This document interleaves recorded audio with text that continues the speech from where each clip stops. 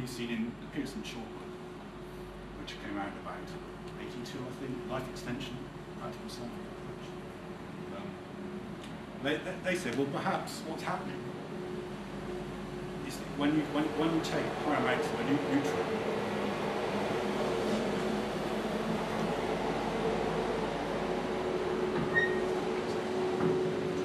when you take extra amounts of nutrient, what happens is that the body after a while starts to divert it to perform other tasks, which it wasn't normally doing. Why is that true? Well, we'll look at that. The consequence of that would be is that it produces an increase in demand, and then when you stop taking it, again you get a rebound effect. So both hypotheses are consistent with the experiment, or with the evidence.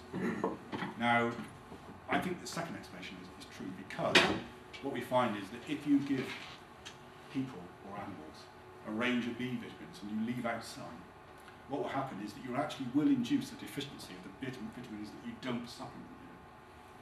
And so I think that is caused by this explanation, because there's no explanation for that in terms of the first. Yeah, something just makes total sense in terms of the biological concept and law of movement, but basically whatever's least available is controlling the rate. So you pump up the exactly. rate in some parts of it with... Yes, exactly. It's those steps that act as bottlenecks that you're going to get depleted in. And if you ramp up everything else, you're going to see all the weak points that exist, which you wouldn't otherwise have been aware of. And that's why the third bullet point is true. And there have been experiments several experiments that have noticed this. Does it induce deficiency? Yes, it or actually does it highlight no, actually, it actually seems to induce it.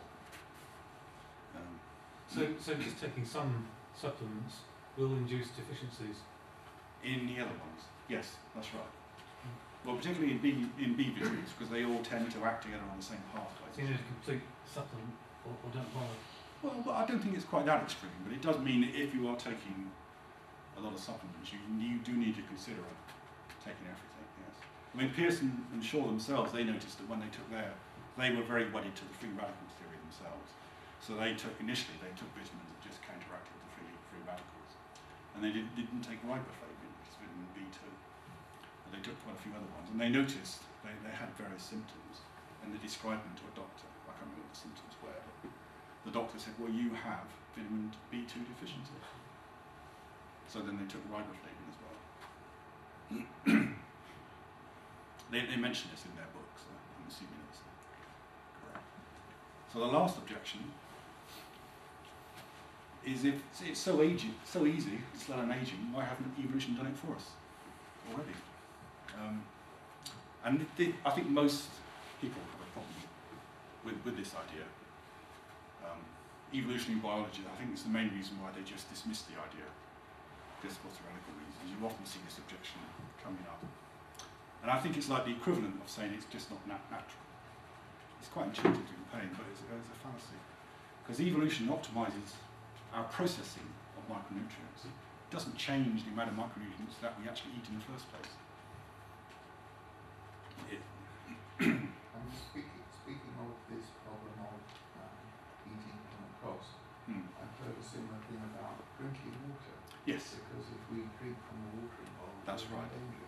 Predation, diseases. And that's therefore right. humans don't drink as much water that's as right. we should have. In fact, I always make a conscious effort to drink more water than I think I need for studies of health or longevity from drinking more water? Sorry? Are you aware of any studies of the effect? No, not particularly, but the logic seems compelling, so I try to drink more than I need to. Of course, it's only in humans, so you couldn't experiment on mice. Well, no, it will apply to animals as well. Water holes are dangerous places to visit. So, They're probably hard to test in animals because you can't exactly just say what to drink. Yes, I mean, for example... well, you could give them water, presumably they would... tested in fruit flies or in mice. Presumably they would stop drinking when they weren't thirsty.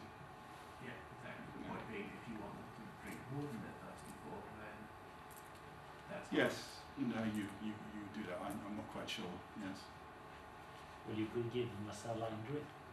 However, a lot of the idea that we should be drinking more water, a lot of that seems to be due to a misinterpretation of some nutrition guidelines a few years Yes, back. there is a lot of rubbish on that particular Yeah. score as well, The unfortunately. problem was the nutrition guidelines talked Yeah. about how much water a human needs per day, and that included the water that was in the food, which is quite a lot, of course. But interpreted straight away looks like, oh, I need to drink an extra liter. Mm. It's a bit sad because I think actually people do need to drink more water than their thirst mechanism tells them to do. But there's so much rubbish spoken about it as well that there is some validity in what doctors say that the studies don't back it up. But I think probably it is correct. Presumably, evolution has optimised metabolism to cope with diets which are somewhat irregular, as in you Yes. don't eat the same Yes. thing every day. Yes. Does that mean, in your view, that doing anything as a routine with, say, supplements Yeah. is perhaps more harmful than doing things sporadically and randomly? I don't think so. But Because what you were saying before about things like tolerance and so forth, presumably the body won't sort of overcompensate for deficiency of sort of a superdose of one nutrient, relative deficiency in others, if you actually have constantly varying levels, or you can't actually go through that process of overcompensation. yes, it's difficult to test for variation because most sort of experiments want a stable environment, don't they? So, Yeah, but if routine itself Yeah. turns out to be bad, it's very difficult to. I mean, as an aside, one thing I noticed before I started taking supplements, I did have, as a typical student, I had a very poor diet, and just eating all the usual rubbish. And then I noticed that I would have to vary my diet because I just couldn't carry on eating the same thing all the time. When I started taking supplements, I found I didn't have to vary my diet because presumably I was then getting an adequate range of micronutrients and various things. That's just my own. So now you eat the same crap all the time. It's a justification for me eating the same crap all the time. But I'm saying it became easier, so I presume there was some feedback mechanism that it switched off or something, or whatever. Right, so I'm near the end now. Dave, don't worry. So here are the things that I avoid. I don't take any hormones because I think they just treat the symptoms of aging, and in fact they might actually damage it. High levels of human growth hormone might cause cancer.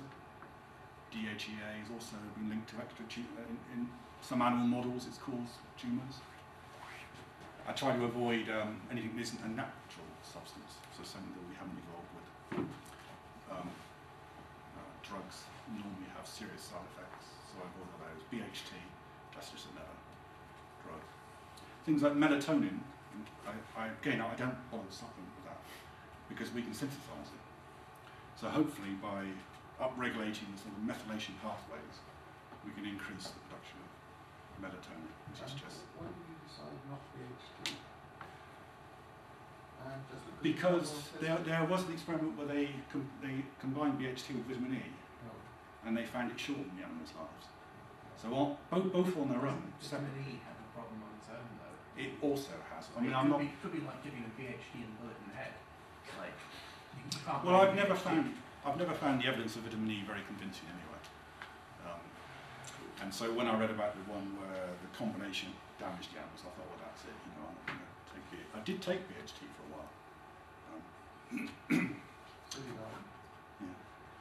And the other one is I don't bother with things that you can't absorb very easily. That's normally because we synthesize them. Coenzyme Q10 very poorly absorbed, but we can synthesize it. So take the minerals and vitamins you need to increase its synthesis. Things I take. This is all the stuff I do take. Whoa. I don't know if you can read it from the back. This probably explains you for the fact that you now able to eat nothing but ramen.